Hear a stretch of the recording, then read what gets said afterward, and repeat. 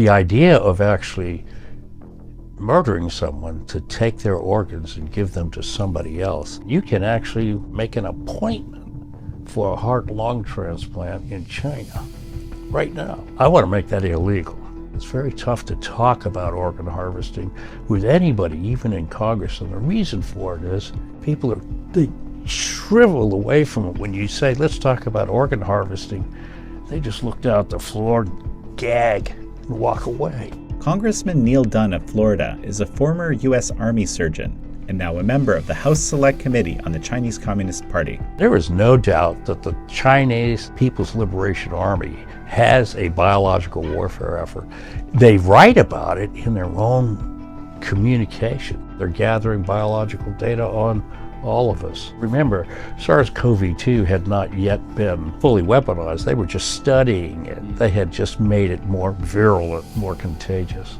They hadn't gotten around to tailoring it to your DNA so that it would be much more likely to say get a Caucasian than get an Asian. This is American Thought Leaders, and I'm Yanya Kellick. Congressman Neal Dunn, such a pleasure to have you on American Thought Leaders. Thank you so much for having me on. So President Trump has come back from Asia with the trade deal. There's a reprieve on the export controls for rare earths for a year. There's soybeans that are going to be sold. What's your take on what happened with this trade deal? He thrives on making deals, and so he's made another deal, and I think this is a good one. I mean, we actually we are always competing with China, and they're often abusing the trade laws. But the rare earths are something that we've found are absolutely critical, and the free world really isn't ready to source its own rare earths yet. Now, we only got a 1-year reprieve, so we need to get out there and hustle in terms of making it. And I think there's some good news there for us. What's the good news? I mean, it seems like the CCP is exerting significant leverage here. They are. They actually have significant leverage. The fact that they would enter into a 1-year deal kind of says that, number one, they probably won't go after Taiwan for a year. That's good news. But two, back home, it gives us time to ramp up and go after our own rare earths. Now, I know what you're thinking. It takes 30 years to permit a mine. Yes, but we actually have discovered a way to get about half of all the rare earths and critical minerals out of the tailings of mines that have already been mined. So you can go to like the phosphate mines in Florida, and you can pulverize those tailings and then apply very high magnetic fields and separate out things like germanium and a number of other, it's like 30 of the elements. You can just kind of drag them out of the tailings. It strikes me like we need an actual Operation Warp Speed for... Good point. In fact, I'm going to suggest it. I may give you credit.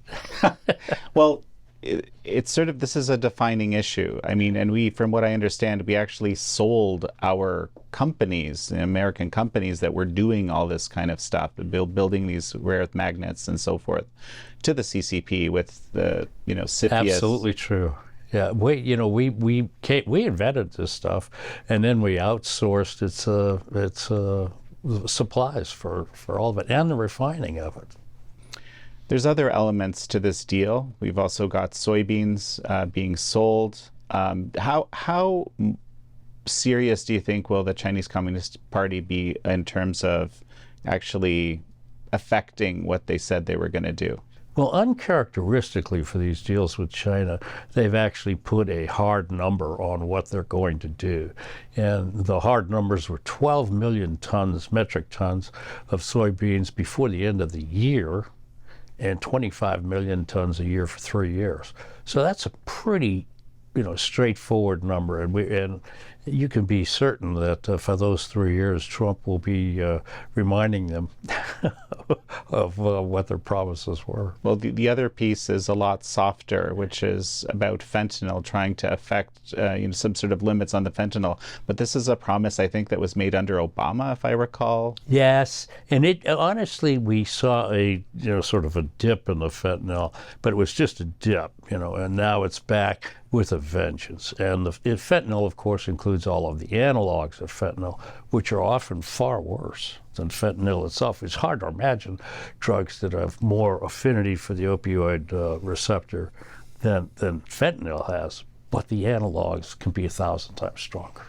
So what's going on with fentanyl? How do you view fentanyl from the vantage point of being a member on the Select Committee on the Chinese Communist Party? So we absolutely needed to do something about fentanyl, and I'm so, frankly, glad that Trump has jumped in with both feet to stop this trade. It's killing 100,000 Americans a year. That's a ungodly number. That's more than the entire Vietnam War every year killed. And the other thing is that not all of these people are actually sort of the dead end junkies.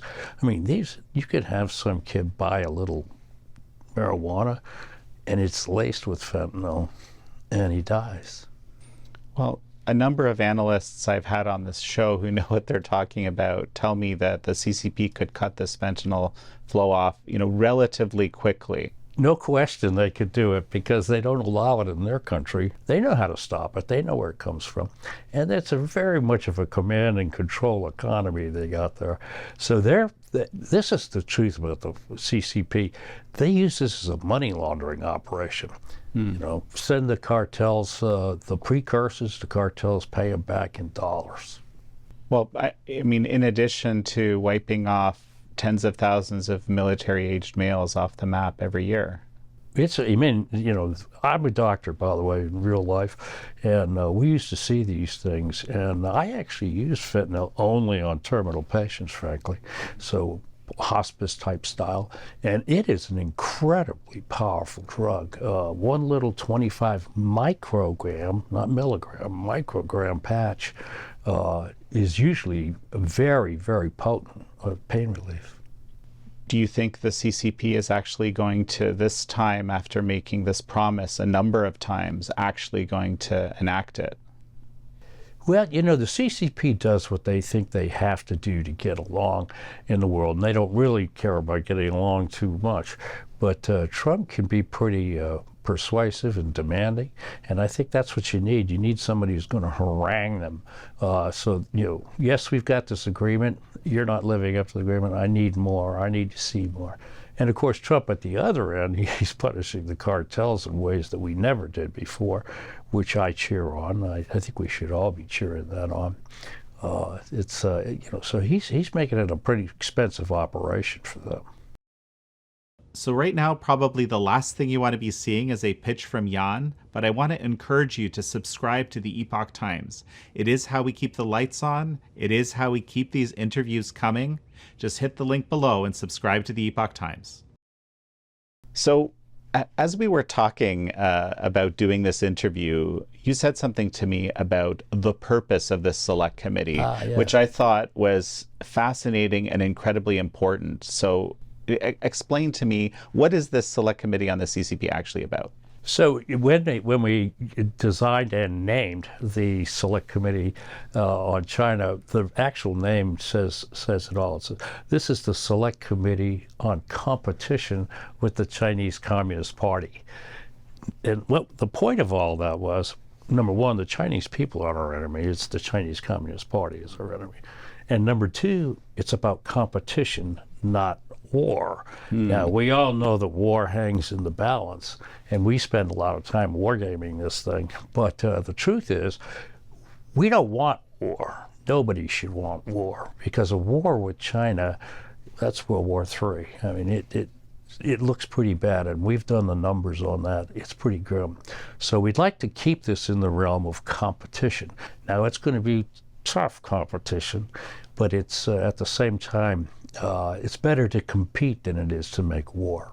Well, it's competition in the context of China undergoing the largest military buildup perhaps in the history of the world. Yeah. I mean, it's something.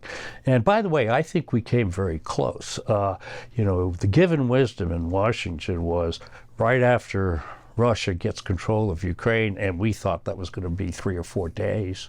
after they invaded, then China was going to come into Taiwan, and they were massing troops on the coast and ships on the coast for transport. They looked like they were getting ready for an invasion. Of course, the Russian invasion of Ukraine went sideways. The Ukrainians did a brilliant job protecting themselves, and God bless them. They basically saved Taiwan at the same time they were saving Ukraine. And just explain this a little bit more to me. Why do you think that's the case? Well, because I think China was watching Russia, and they were going, oh, these invasions aren't as easy as they look, because everybody thought Russia was just going to go through Ukraine like hot water through sugar. But that was wrong. The Ukrainians really put up a great fight, and of course, the Taiwan, all the people, their military, their people, they've begun to really take seriously their defensive mechanisms. So, with the Select Committee on the CCP, I mean, I've been watching you guys closely for a number of years. I mean, you cover everything from this forced organ harvesting in China, which is something I've covered extensively. You Yes, cover... thank you for doing that. Yeah. That's a subject that's near and dear to my heart. I'm one of the few members of Congress who've ever actually done transplant surgery, and so I understand a lot of it's coming near and dear to my heart. And the idea of actually murdering someone to take their organs and give them to somebody else, that is as appalling as anything that anybody's ever done in the history of the world. I mean, that is right up there with the Nazis and the Holocaust. There is nothing any worse than this. They put no value whatsoever on these human lives. So if you're a member of the Chinese Communist Party, you're going to do okay.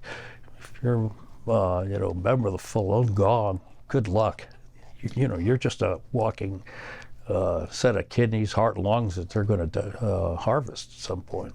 So absolutely, we have to talk more about this because, I mean, again, there isn't a ton of people that are, competent to talk about it and interested in talking about it. The combination is very rare, so we're going to dig into that. But you also look at, you look at this whole trade thing. We started out by talking about the trade side, which of course is a huge area of competition or unrestricted warfare. And then also, the kind of the America's strategic interests in the Pacific, some of these island chains and CCP subversion. You went to the Solomon Islands. I'd love to talk about that with you a little bit because unfortunately we lost, frankly, a heroic leader in the region recently. Let's start with the organ issue. And because this is something that's very close to me, I'm working on a book as we speak. Every day I'm looking at it. Explain to me what you've managed to do. And you have a bill that you originated called the Block Act. Kind of the short name is the Block Act. So just explain to me the picture of what this is, this forced organ harvesting in China, and then what this Block Act will do. Well, we mentioned, of course, the practice, which is repugnant beyond belief. But the idea is we don't want Americans to participate in any way, shape, or form in this kind of organ harvesting and transplantation scheme. Now, they advertise that, and you can actually make an appointment, sit in America, make an appointment for a heart-lung transplant in China right now. But I want to make that illegal. And I mean, literally, go to prison, pay fines type illegal. So criminal and civil penalties on this, and I think it's a very popular idea to do that. Having said that, it's very tough to talk about organ harvesting with anybody, even in Congress, and the reason for it is it's such an appallingly bad idea. They shrivel away from it when you say, let's talk about organ harvesting. They just look down at the floor, gag, and walk away. It's just so bad. And it sort of says something that this is happening. So this act actually does block any organs for Americans from receiving them. They also lose their right to medical care in the United States afterwards. So you come back for a little post-op follow-up in America. Nope. And then the other thing that it does is we can't bring organs over here. And that's a more subtle problem than we think, because it's possible to actually preserve some organs that are harvested at the time of death. bone grafts, placental, corneas, these things. I don't want that stuff coming into our transplant market either. So there's some, this is just like smuggling fentanyl. They're smuggling organs. Organ legging or something, is that what they call it? I'm actually going to research that a little bit more, because most of the work that I've done is looking at transplants that are actually happening there, including things like corneal and so forth. Yeah, that's what people tend to think of, but you can also ship those things. There's that subsection, absolutely. And there's also, there's new technologies now. Like, for example, when ECMO came online some years back, right, where you can sort of replace the heart and lungs for a time. Well, I mean, it changed the dimension of the transplants, because now from one body, you could actually harvest multiple organs. You had more time before the body would get cold because you had this circulation. But these machines, they actually tend to be manufactured here, actually, and in the West. And there's all sorts of transplant materials and technologies I've been learning, shockingly, that are actually being imported to there, right? That's amazing that they do that. Think about that. They're literally keeping these bodies alive just so they can kill them and take their organs.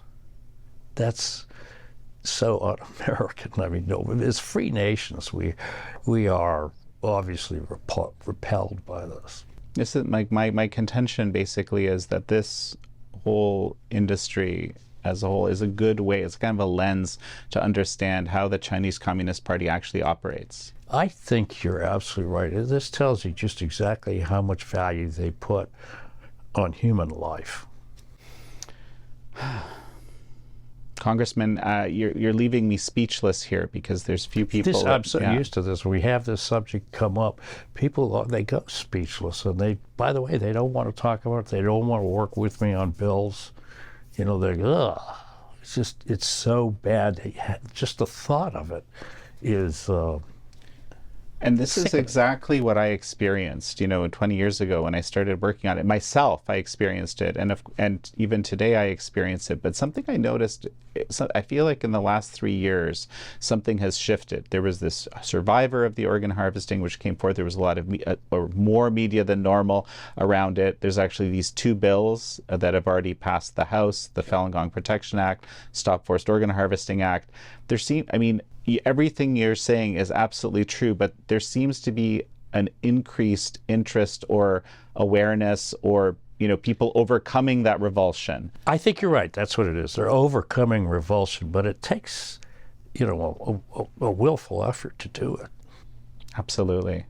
Let's talk about your visit to the Solomon Islands, and also, for starters, it's not obvious to people at the outset why we should care about these small island chains in the Pacific in the first place, but you do. Yeah, Why? no, I think so. Anybody who's ever studied military history, especially in the Pacific, realizes immediately that the distances, number one, are huge, and number two is you can't get to China or, by the way, World War II, Japan, without going through all those islands. All right, so that was Douglas MacArthur's famous island hopping campaign.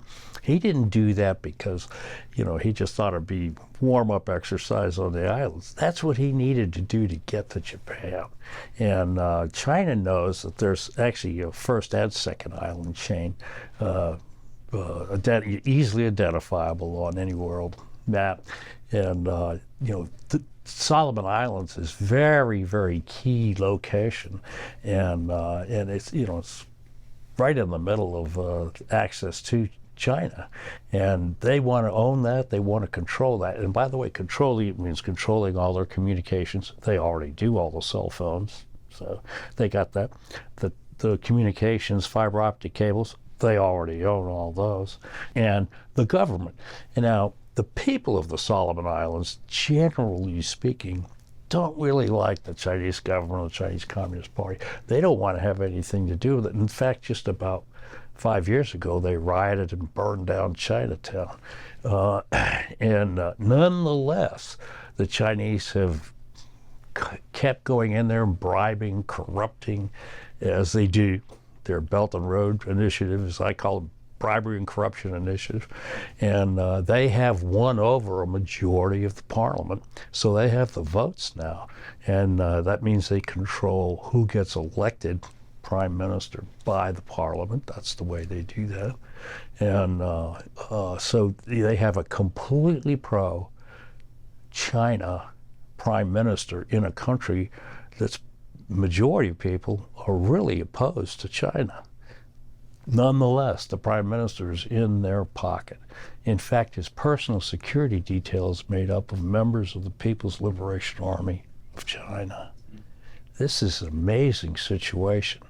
And now they have two back-to-back prime ministers who are in the pocket of Red China. And the majority population is actually on a different province, a different island, Malaita, and they were very opposed to China. They're opposed to lots of things about China. Their provincial parliament has been fighting the national government to keep China out. But I tell you, it's a tricky battle because most of the power is in the national government. Well, and last year when you went to the Solomon Islands, you actually met with former premier of Malaita province, Daniel Suidani. Daniel Suidani. Yeah. May he rest in peace. Yes, that's right. He just passed away. And that story, by the way, is kind of interesting. He passed away for lack of receiving dialysis. And he was refused dialysis in Honiara, which is on the island of Guadalcanal. It's the capital of the country. And they only have a single functioning dialysis machine there, and the one doctor who's a nephrologist that runs the thing is actually a citizen of the People's Republic of China. And so he's in their pocket too. And here we have the prime opposition leader, who's a very brave, courageous guy, dying of kidney failure because he can't get dialyzed. Let's talk about Premier Suidani a little bit more. I've actually had him on this show a couple of years ago, and we've talked about him a number of times. What does it mean that the premier of a province of a tiny island nation, which has this mass subversion, mass influence operation, mass bribery campaign affected on the island? Like, what does it take for a person like that to be the hero who will stand up to them?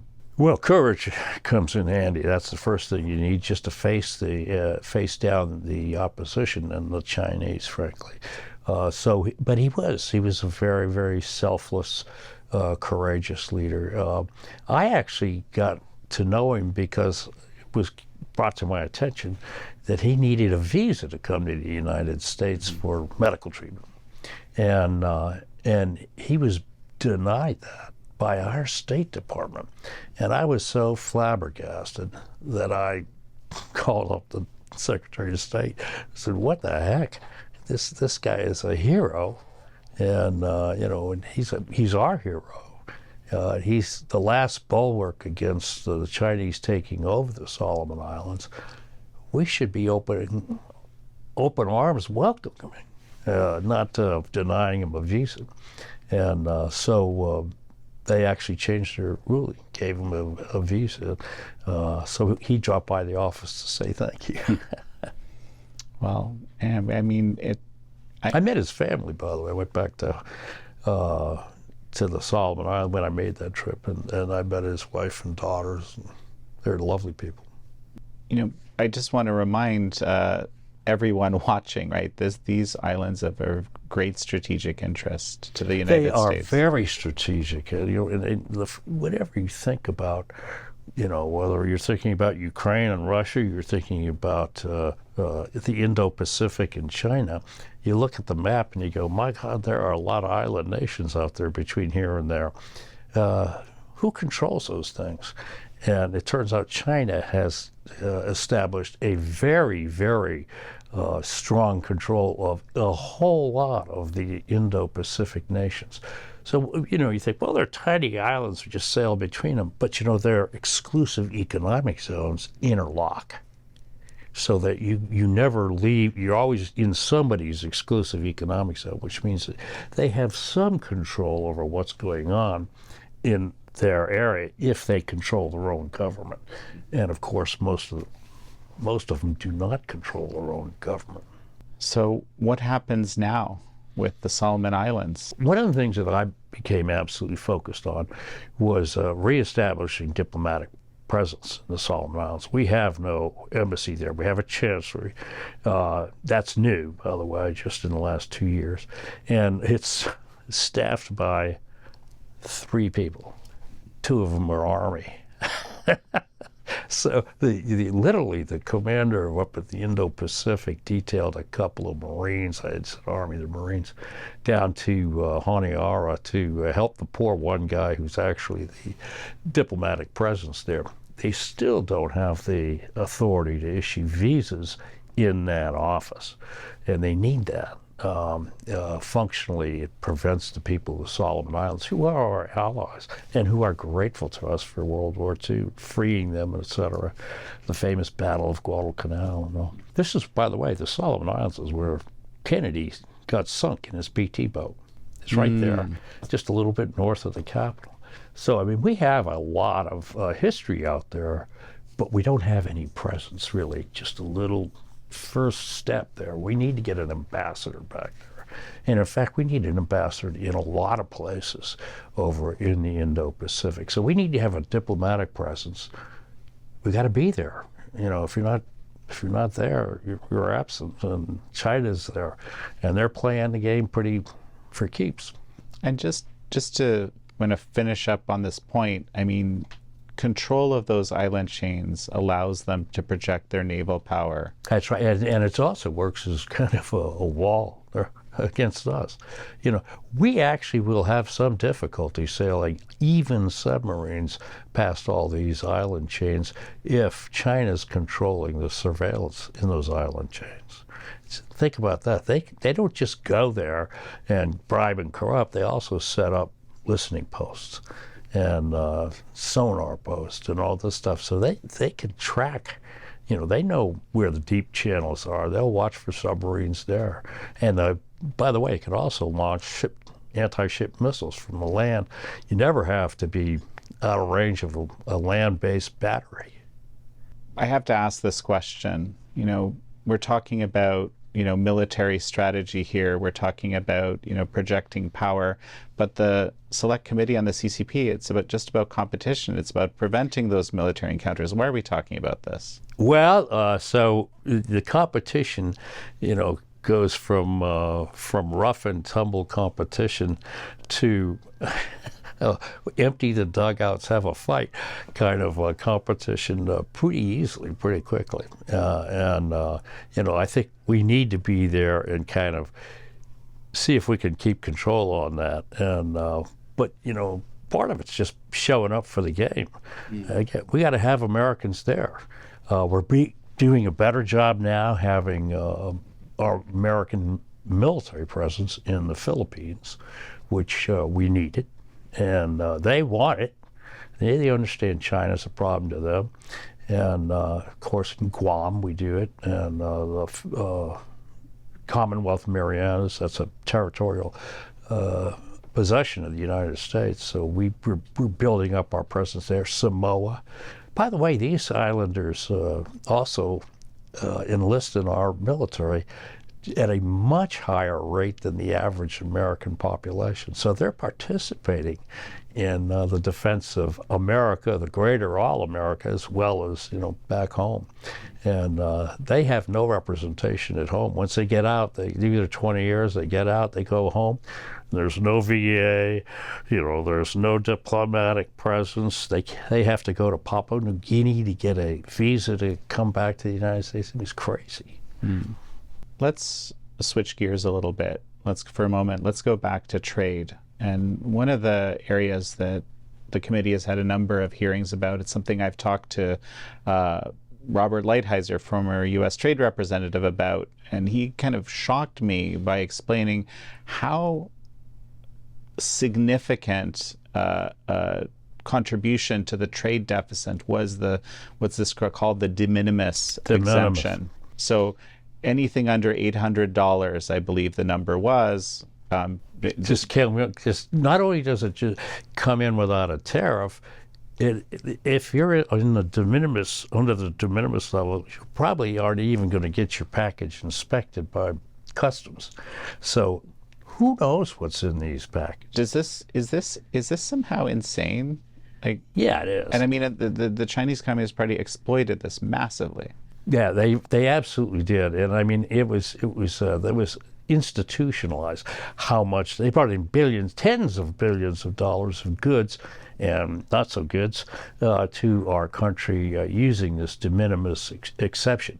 What they would do is they come into like a free trade zone in Long Beach, transfer these huge containers to Mexico, and then just wait for whatever order to come to them. Then they just send it over from Mexico one off at a time. And it might be worth $10,000, but on the stamp it says less than $800. So shoots right through customs, gets delivered. It was a gaping hole. By the way, $800 de minimis exception was extremely high by international levels.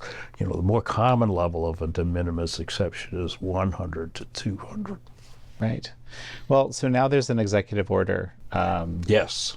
To Just took effect August 29th. right, and so the question is, has it had an effect yet? No. Well, absolutely is the answer. So there's far fewer packages coming over, and you can see that. I've read that, and I believe in your paper actually, that the number of packages coming into the United States is dramatically decreased. Now it hasn't gone to zero, but you have to ask yourself too: is customs actually physically capable of examining every package internationally that comes in? Do we have the wherewithal, the manpower? And I kind of doubt it, frankly. I mean, before August 29th, we still had an $800 exemption. And now we've got a $0 exemption. That's kind of amazing. So maybe there's a happy middle ground, $100 or something, I don't know. But I'd love to sit down and look over that kind of thing and see what the actual mechanism is for customs inspection coming in with these shipped in goods. And I think that'd be a good trip for us. Are there any plans to actually codify this into law somehow? Well, thank you for that. It needs to be statute. I mean, let's be honest. You know, the president's using sort of loopholes here to make these executive orders, and it really ought to be put in statute. And in Trump's defense, I'm going to say he looks at Congress and says, "Well, put it in statute," and we go, "We're shut down." So you know, he gets impatient with the Hill sometimes, and God bless him, I do too. Well, so what do you think's going to happen with the shutdown? So you know, the thought is, the rumor on the street this week is that after the election day, the Democratic senators are going to bring forward a willingness to take the CR. I don't know if they're going to want something in return up front, but what they had been asking for, what Schumer and Jeffries had been asking for, was $1.5 trillion with a T, $trillion in gimme goodies, and you know, just, you know, and that's just to come to the table and negotiate for a couple of weeks. You know, that's how it'll work. So, by the way, the other part of this rumor is that the continuing resolution will have to be made longer. Because right now it only goes to 21 November. We couldn't possibly get, what do we need, 9 appropriations bills done in order to get them to the president by the end of the CR. Can't possibly do that by the 21st. A number of people have mentioned to me, I don't know how you'll respond to this, but a number of people who watch American thought leaders, people who read the Epoch Times, have said, you know, frankly, this last month, I haven't really noticed much change. Now that obviously there has been a big change. Government has been shut down. It had impact, but there's some people at least that are telling me they're not particularly impacted, and they're wondering about where all this money is going. Well, once again, I'll give a little credit to Trump here. He found a way to pay the military this past month. That's a good thing. He found a way to do a number of other things to keep the government nominally open. But if you poke around the corners, you find there's a lot of people who are not at work. And by the way, my staff on the Hill, they're not getting paid. And how long can they coast? So what we're seeing right now is sort of the evolution of a shutdown, how bad it gets. What we haven't seen yet is how much it costs to open the government back up. And it's going to be expensive. All right, shutdowns, here's something you can take to the bank.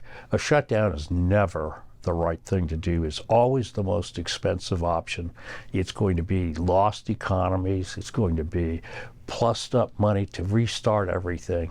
And when I say lost economy, we're looking at just the state of Florida loses $1 billion a week with a government shutdown. The state of Florida alone is $1 billion. I've been trying to find a figure for the whole country. Is that in transfers from the federal government, or where does that come from? It's mostly lost economic opportunity. People aren't buying. People aren't being paid. They aren't buying. They aren't spending. And by the way, they're not driving down to Florida and going to the beach either.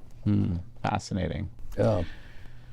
Let's jump back to the Select Committee on China. Another area that you're interested in, you even have a bit of a background in, is this biowarfare realm. It's something a lot of people don't like talking about. Yeah, I get all the really bad things.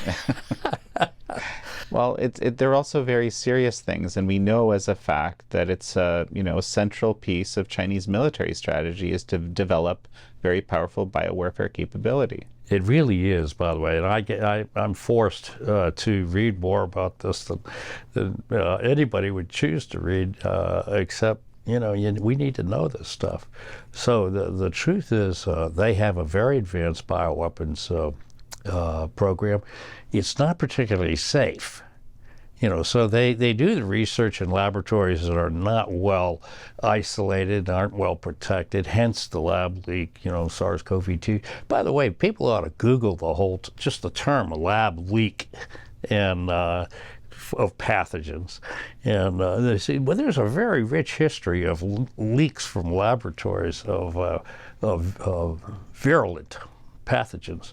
Bacteria and viruses and molds, and so it's a kind of it's another one of those stories people don't want to talk about. I was stationed in the biological warfare headquarters of the Army back in the 70s. Did research there as a bench scientist, so I'm familiar with this stuff, and because of that familiarity, I was given the bill called Pandemic and All Hazards Preparedness.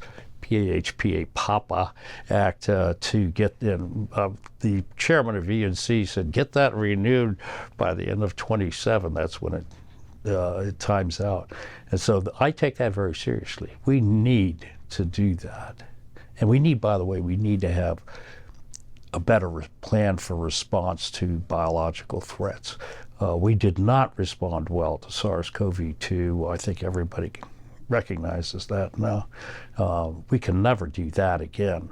And there are some things that we should be doing. And I have some definite ideas on that. I'm open to your ideas. Well, you mentioned some things we should be doing. One of the things that there's a large body of voices saying we shouldn't be doing is gain-of-function research, which is kind of 100% of which has military application. I'm talking about, when I say gain of function, just to be precise, I'm talking about making viruses more virulent than they were I think before, that isn't the only gain of function that they can do, but that certainly is the one that make it. We say virulent, but you know what? Contagious. That's a word everybody understands. Making these things more contagious. That's not a good plan, especially when you're doing it ostensibly. Ostensibly, this research is being done so that they can study the virus and develop some treatment for it in case it ever, emerges in nature. Well, it doesn't emerge in nature. It leaks from the damn laboratory. And, so we're making our problems with this gain-of-function research. There is a kind of a split in the science camp about whether it's a good idea to study gain-of-function or to just outlaw it. And I'm not going to take sides, but I'll tell you that certainly it needs to be done in a BSL-4 level laboratory. That's the highest level of isolation. And I worked in a BSL-4 facility. And it's a very expensive, very difficult, time-consuming proposition to work in that environment. And it has to have a lot of protocols. That's why I think the Chinese don't put that effort into it, and why they have a rich history of laboratory leaks.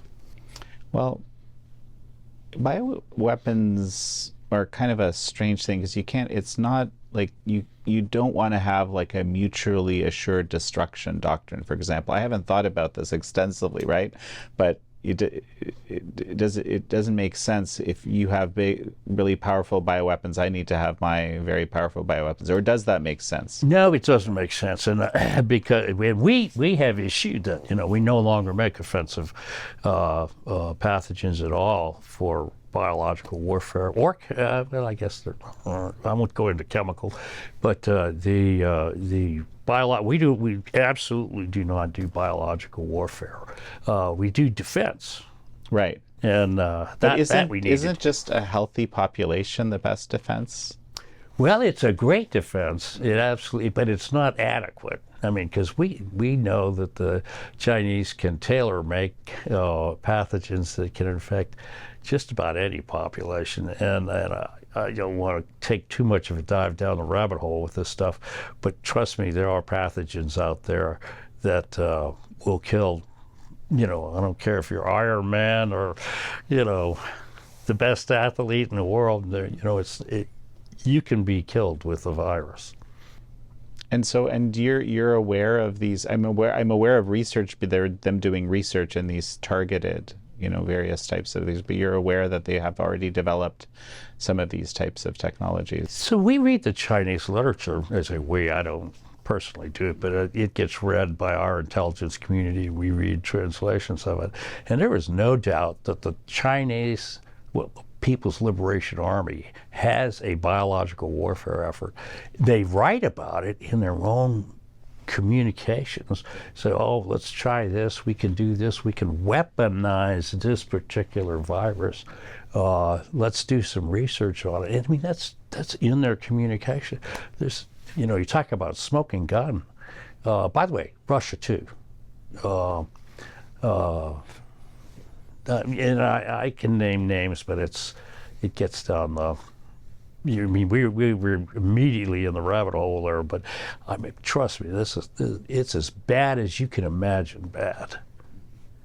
And these infections, once they're out, they're out. They go around the world. That's what happened with SARS-CoV-2. It seems to me like the best defense for SARS-CoV-2 was simply being in the best health possible. Like that's when. Well, and being young, yeah, that would be good. Yeah, so you don't want to carry extra weight, things like that. It was, it was lipid metabolism was the active toxic element there. So it was good for SARS-CoV-2. But remember, SARS-CoV-2 had not yet been fully weaponized. They were just studying it. They had just made it more virulent, more contagious. They hadn't gotten around to tailoring it to your DNA so that it would be much more likely to say get a Caucasian than get an Asian.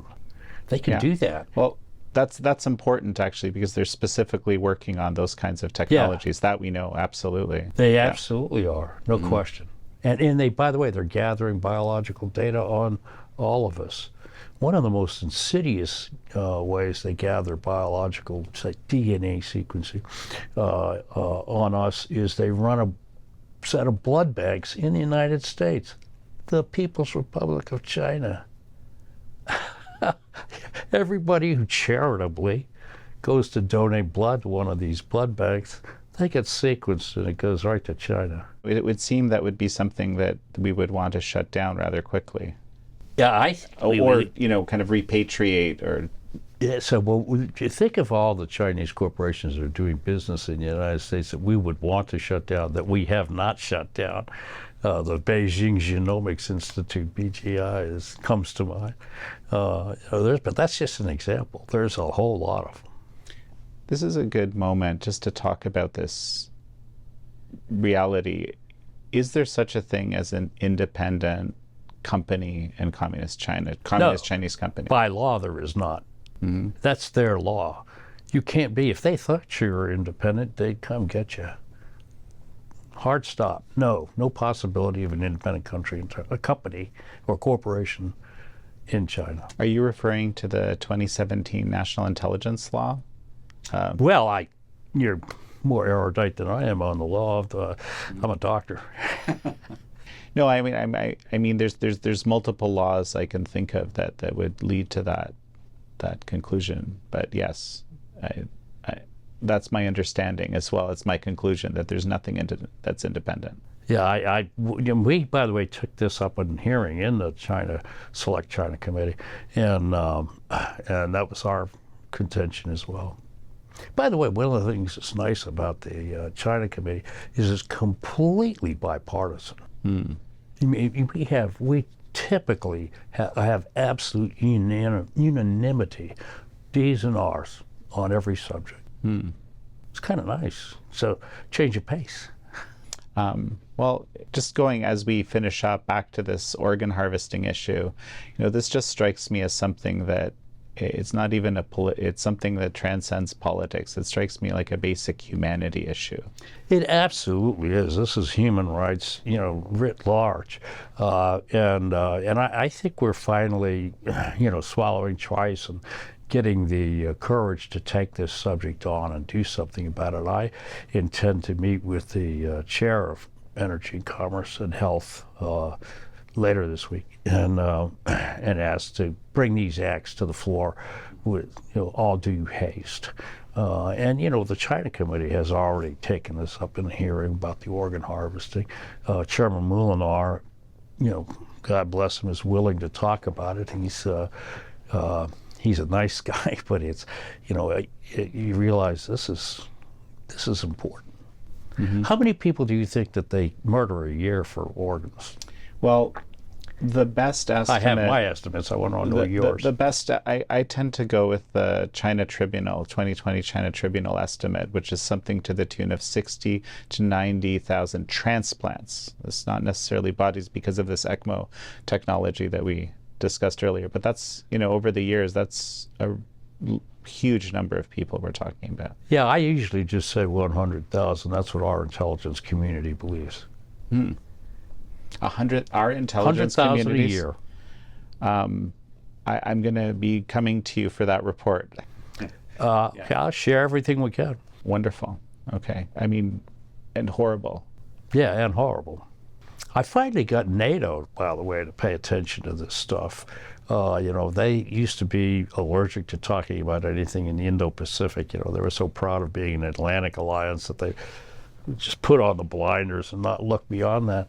And now the Secretary General has put as his second primary goal that the NATO alliance allies need to be assisting the United States in working more closely in the Indo-Pacific.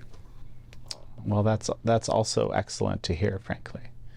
NATO's another hat I wear. Okay. Well, I know I absolutely am going to have you back to talk about some more of these issues that we've just kind of scratched the surface on today. Yeah, there's plenty there to look at. Congressman Dunn, a final thought as we finish? Well, first off, it's an honor to be here with you, and I'm somebody who's actually willing to talk about some of the things that I do. I mean, I can't exactly go home and talk with my wife and kids about organ harvesting. I get ostracized, but so it's good to have people who are willing to face the bad things in life and to take them up. So if I can help you in your quest, please let me do that to you, because I feel a little bit alone out here sometimes. Well, you're definitely going to be hearing from me and my people. Thank you so much. Great being with you, Jan. Well, it's Congressman Dunn. It's such a pleasure to have had you on. Thank you so much. Thank you all for joining Congressman Neal Dunn and me on this episode of American Thought Leaders. I'm your host, Jan Jekielek.